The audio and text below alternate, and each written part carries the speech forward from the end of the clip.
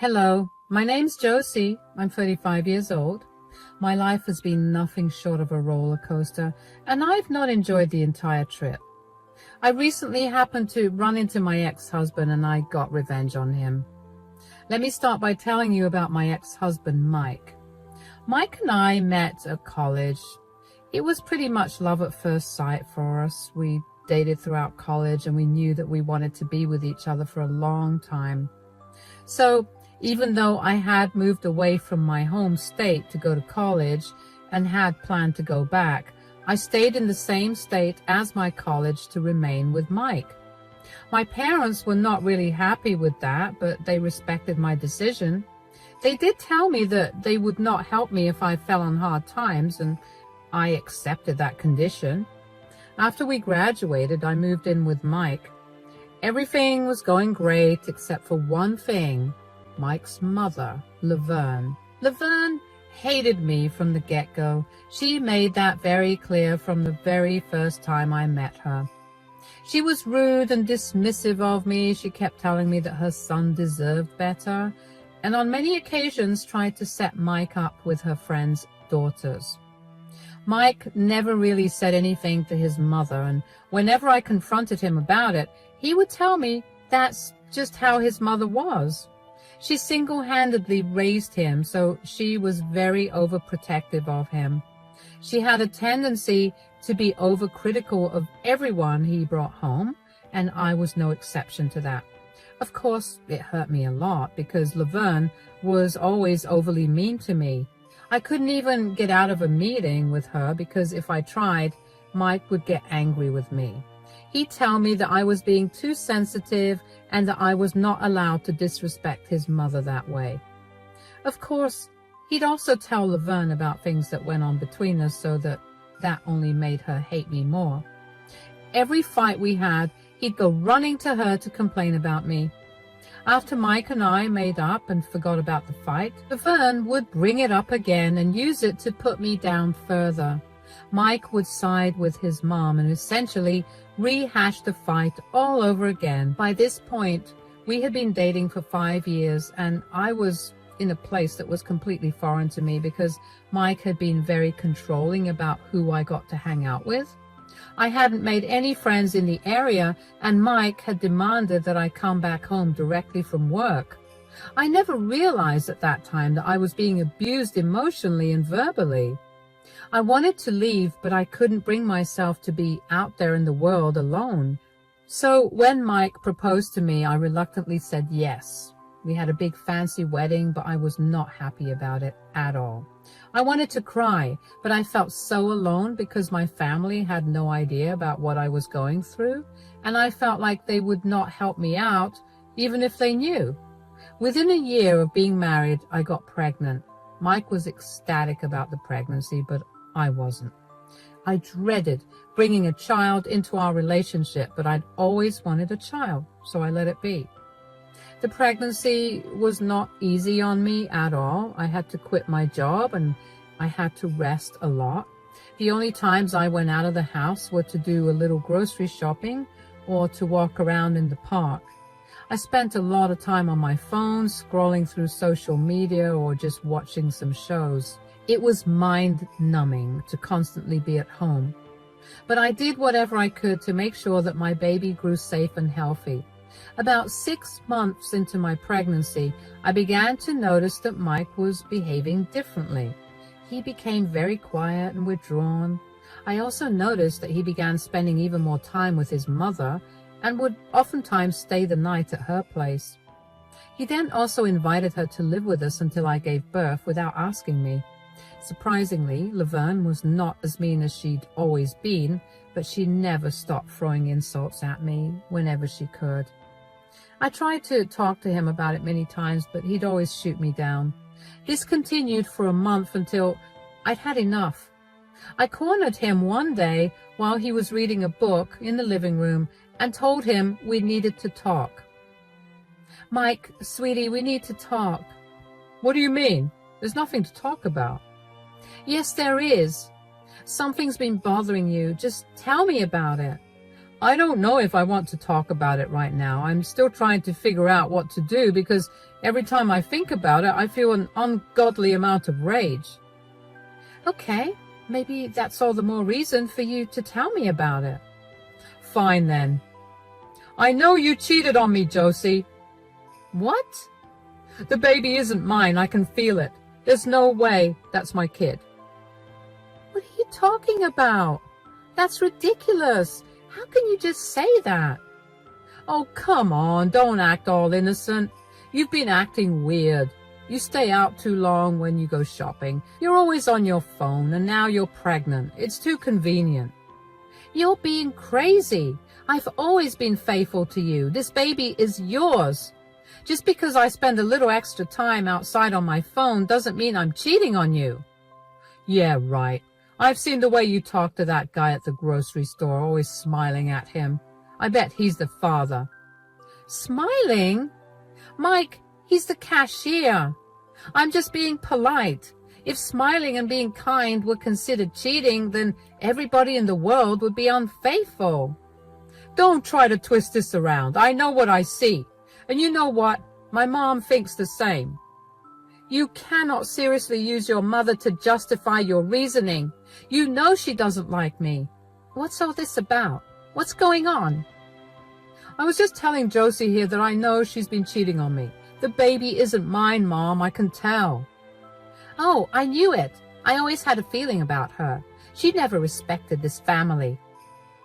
Laverne, you can't be serious. I've always been loyal to Mike and this family. Loyal? Ha, that's a joke. Do you think I didn't notice how you flaunt yourself around town, always trying to get attention? I'm not flaunting myself, I'm just being myself. Just because I like to put a little effort into the way I look before I go out, it doesn't mean I'm flaunting myself. You both are being unfair and cruel. Josie, don't play the victim here. You're not as innocent as you pretend to be. Mike, this is insane. I haven't done anything wrong. We can get a paternity test done right now if you want. I have nothing to hide from you, nor have I had a reason to cheat on you.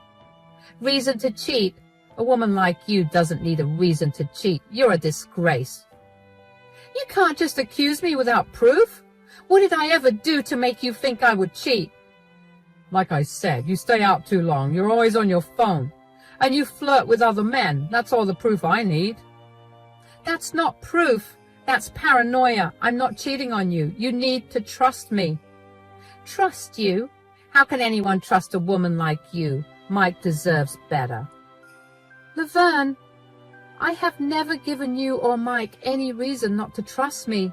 This baby is Mike's, and I won't let you two bully me into thinking otherwise.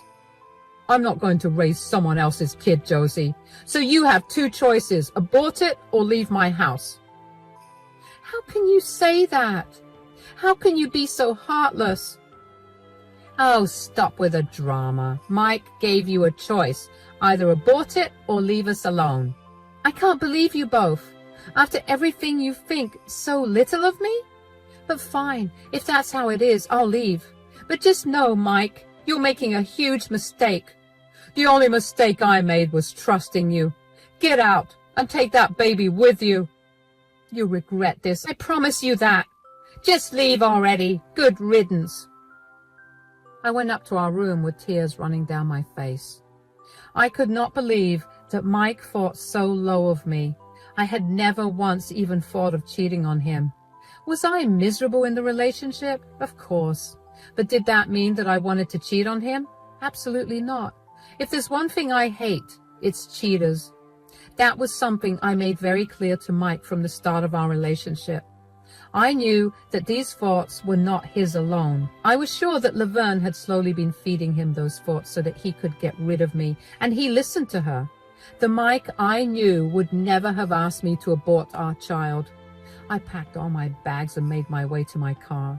Mike did not try to stop me. Instead, he simply told me to leave my keys by the door. I didn't have much money except for the little amount I had in my savings. I managed to find a woman's shelter, which is where I stayed for a while until it was time for me to give birth. My mother flew in to be by my side, and after I'd given birth, she asked me where Mike was. I broke down crying and told her everything that happened.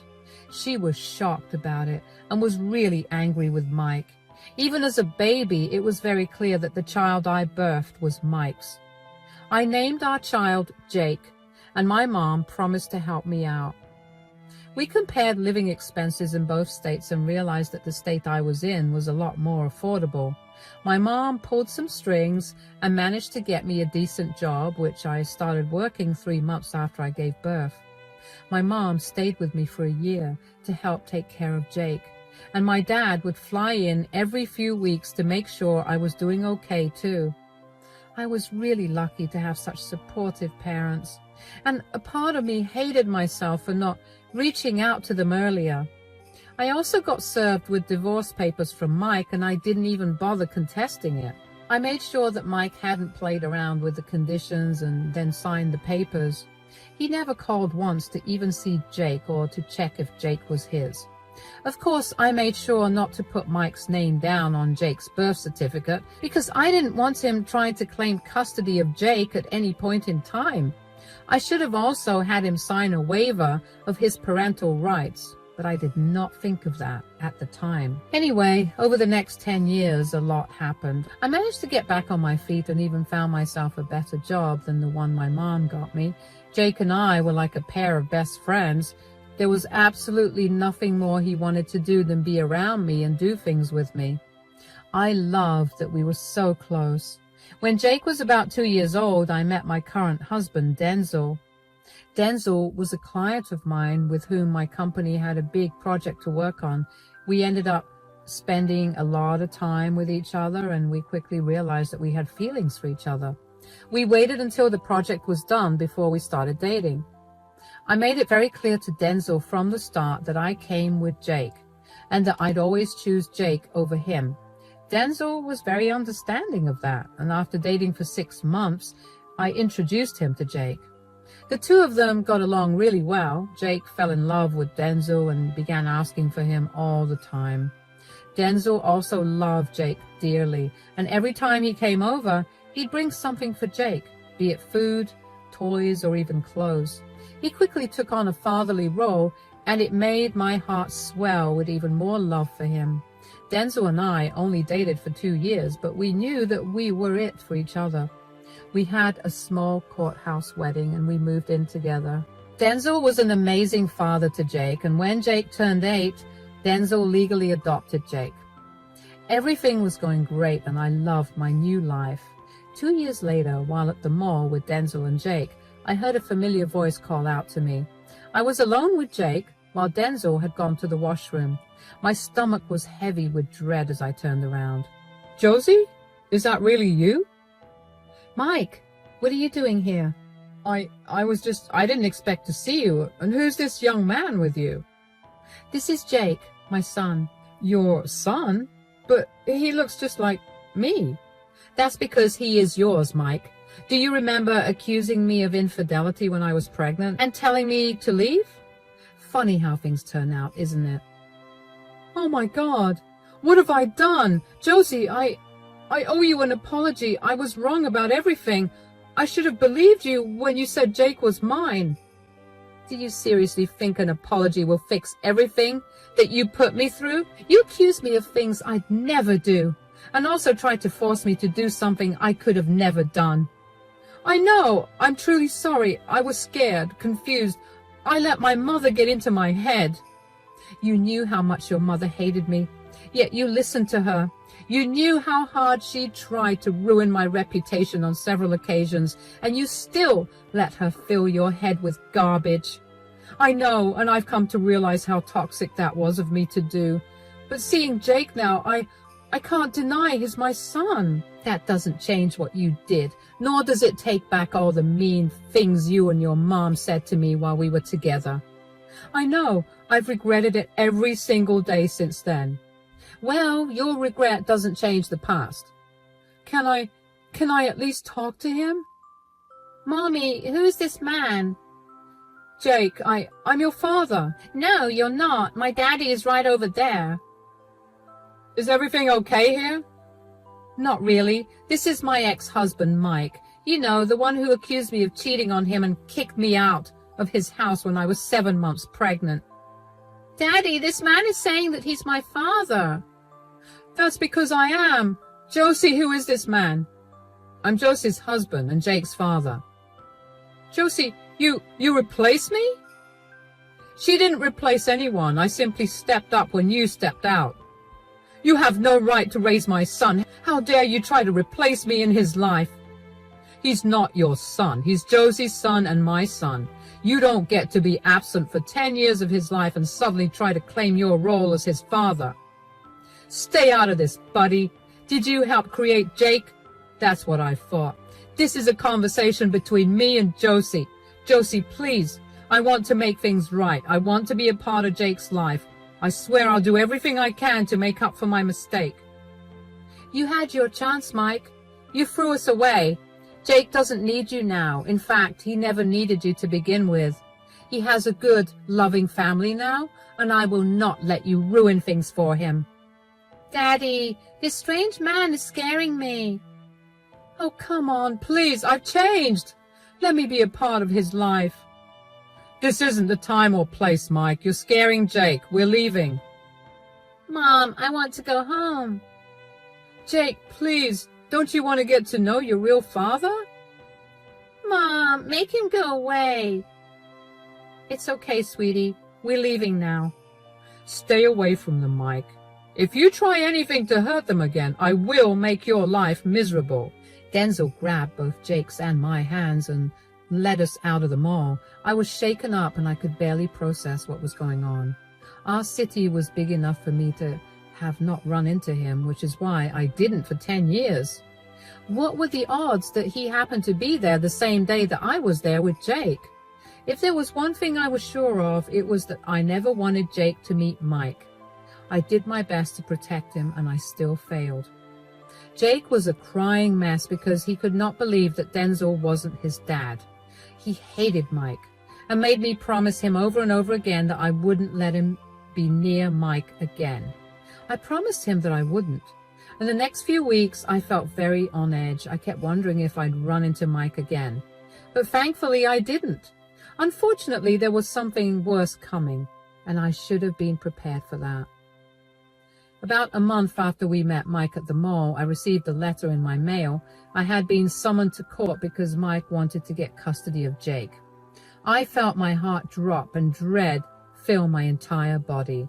I must have looked really shocked because when Denzel walked into the room to see me holding those papers, he looked really concerned. What's wrong? Why do you look like you've seen a ghost? I got served with these papers. What's this? Apparently, Mike has filed for custody rights of Jake. What?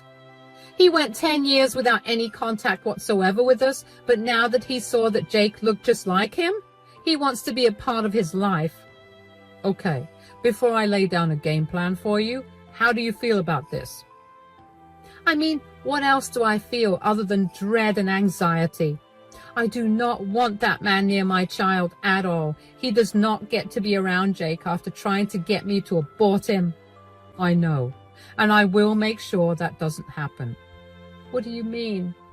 Right before we left the mall that time we saw him, I told him not to mess with you guys. Since he still went ahead and did this, I'm going to make his life miserable.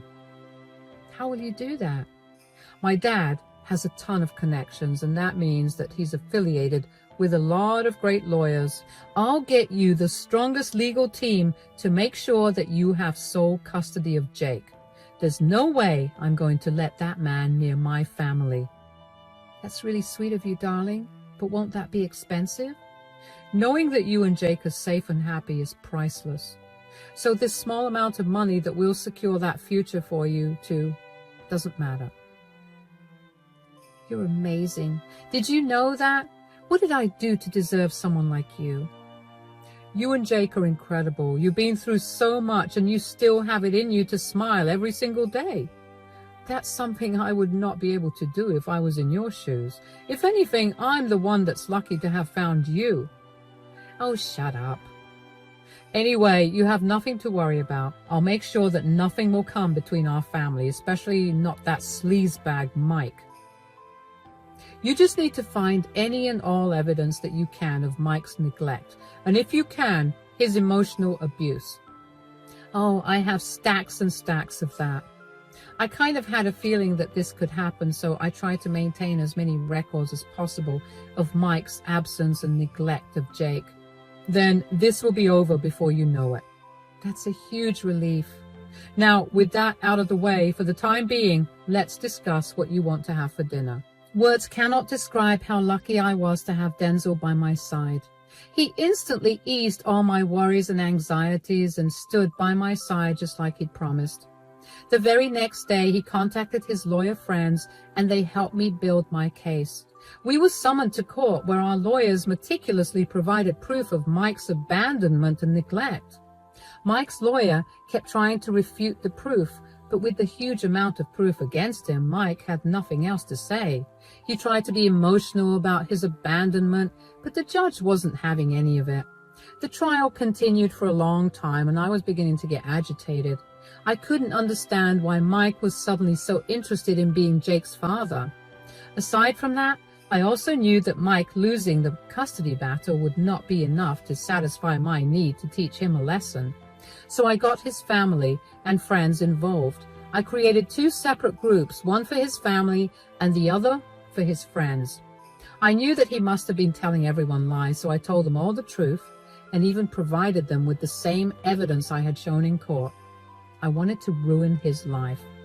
Shortly after I did that, the judge ruled against Mike getting custody of Jake and even ordered him to pay child support, not only from then on, but also for the last few years that he didn't. Mike looked like a defeated man, while Denzel and I walked out feeling victorious.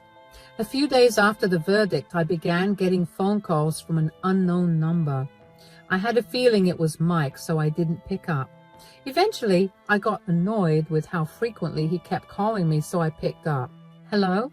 What is wrong with you? Do you have any idea what you've done? What do you want, Mike? Don't play dumb right now. You know exactly what I'm talking about. I have no idea. Enlighten me.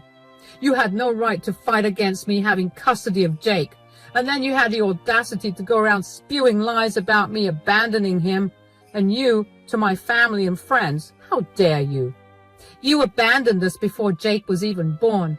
You had no right to try and claim custody now, and I did not spew lies about you abandoning us. That is literally what you did.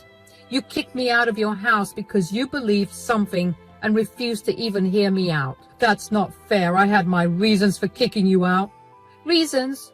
You accused me of cheating on you and demanded I abort our child, and then you kicked us out when I refused. That's not a good reason at all. That's not even a reason. You never even tried to contact me after that. You took one look at Jake, saw that he looked like you, and now you want to come back. Do you honestly think that's a normal thing to do? It's my life, Josie. I make my own decisions. I still stand by my decision to kick you out. I believed I was right then, and I still do. And now you have to face the consequences of those decisions. Remember when Denzel warned you not to mess with us? You should have listened. Denzel. Who cares about Denzel? I'll deal with him later. Right now, I want to talk about you exposing me to my family and friends. You need to tell them all that you were lying. I've lost everyone in my life because you couldn't hold your stupid tongue. You mean holding you accountable for your actions? You should be thanking me for showing everyone who you really are. Besides, isn't your mom always going to be on your side? Why isn't she speaking up for you? I remember her always butting her head into the conversations where she didn't belong. Stop being a jerk. My mother is doing her best to control the damage you've done, but even she's been shunned by our family. I've lost all of my friends because they think I was disgusting for what I did and for telling them lies about you. I literally worked for one of my friends and I might lose my job. You've ruined my life. You had no right to involve them all in business that isn't theirs. You made it their business when you tried to fight for custody of Jake. You were warned about not messing with us, and since you did, everyone needs to see what a horrible person you are. You think you're so righteous, Josie, but I know that you still cheated on me. Just because Jake is my kid, it doesn't make you any better. Stop trying to make me look like a bad person when you're just as bad, if not worse than me. I did nothing wrong. I never once cheated on you, and just because you keep telling yourself that I did doesn't make it the truth. Now, if you'll excuse me, I have better things to do than argue with you. You can't just hang up on me. Watch me. I couldn't help but feel satisfied that I managed to ruin Mike's life, even if it was just a little bit. I'd gotten a lot of calls and texts from his friends and family, apologizing for not contacting me earlier. He'd been going around telling everyone that I cheated on him. And when he found out, I tried to manipulate him into raising a baby that wasn't his. His friends and family were not happy to hear about what he'd actually done, and his audacity to turn around and try to claim custody of Jake when he'd been absent for years. A lot of them stopped keeping contact with him. The friend he worked for decided that he no longer wanted to work with someone so vile. Aside from Mike being a horrible person, the friend also realized that Mike was not someone who could be trusted, and that was not a good characteristic for an employee. As soon as Mike got fired, I got a lot of texts from him blaming me for ruining his life. Not only did I get texts and calls from Mike, but I also got a lot of calls and texts from Laverne.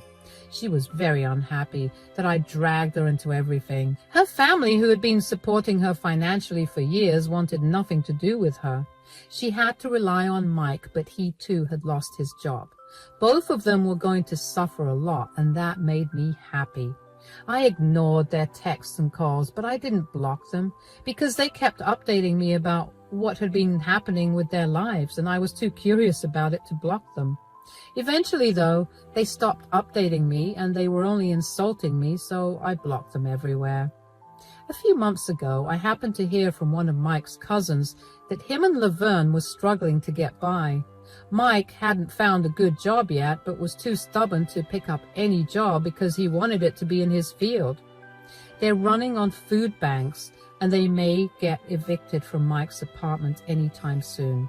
I thought I'd feel a little guilty when I heard it, but I really didn't.